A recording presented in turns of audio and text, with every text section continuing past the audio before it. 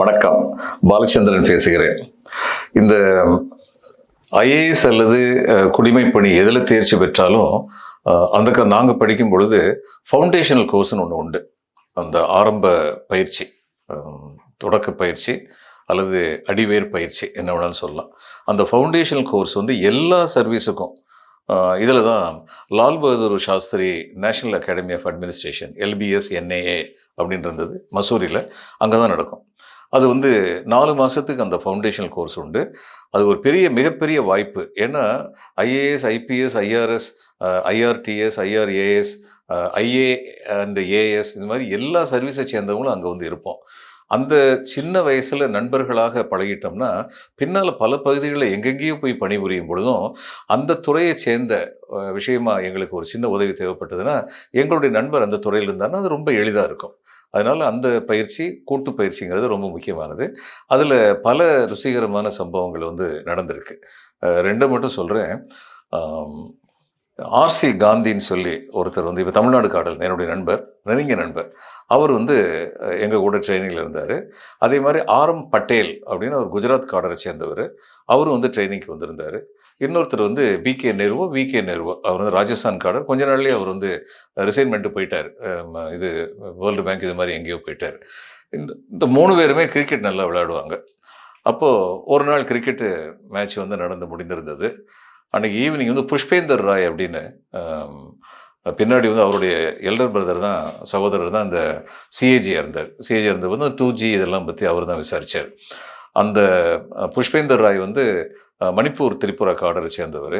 அவர் வந்து பின்னால் வந்து இதில் ministry of commerce and industries அதில் வேலை பார்த்துட்டு அதுக்கப்புறம் யூனிடோ அப்படிங்கிற அமைப்புன்னு சொல்லி நினைக்கிறேன் அங்கே போயிட்டார். யூஎன் சேர்ந்த அமைப்பு போய் அங்கேருந்தே அவர் வந்து ரிட்டையர் ஆகிட்டார்.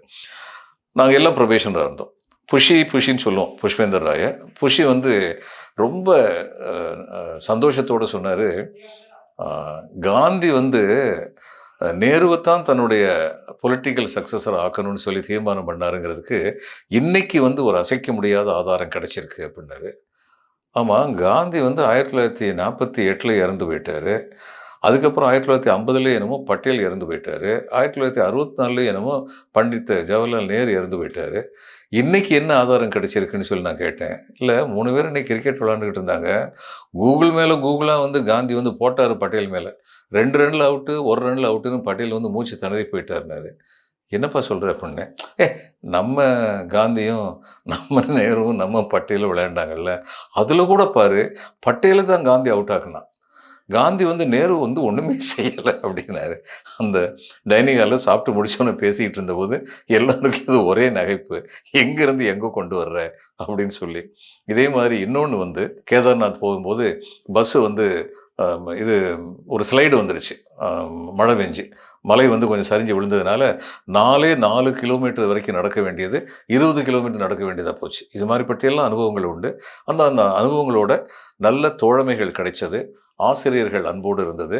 இந்த மாதிரியான இது மகிழ்வூட்டும் நிகழ்வுகள், கலாச்சார விழாக்கள் இதெல்லாம் நடந்ததெல்லாம் சேர்த்து எந்த விதமான சிக்கலும் இல்லாமல் அந்த ஃபவுண்டேஷனல் கோர்ஸ் அப்படிங்கிறத நாங்கள் முடிச்சுட்டு அதுக்கப்புறம் வந்து ப்ரொஃபஷனல் கோர்ஸ்னு ஒன்று நடக்கும். மற்றவர்கள் எல்லோருமே, மற்ற சர்வீஸ் செய்த எல்லாருமே அவங்கவுங்களுக்கு தனியாக ஒரு ட்ரைனிங் இன்ஸ்டியூட் இருந்தது, அங்கே போயிடுவாங்க. ஆனால் ஐஏஎஸ் ஆஃபீஸர்ஸ்க்கு உரியதாக இருந்ததுனால இந்த LBS NNA national Lal Bahadur Shastri national academy of administration அதில் வந்து எங்களுடைய ப்ரொஃபஷனல் கோர்ஸ் பார்ட் 1 அப்படிங்கிறத அங்கே வந்து தொடர்வோம். அதை பற்றி இன்னொரு நாள் பார்க்கலாம் என்று சொல்லி இந்த நாளை முடித்துக்கொள்வோம். இன்னும் தொடர்வோம். நன்றி, வணக்கம்.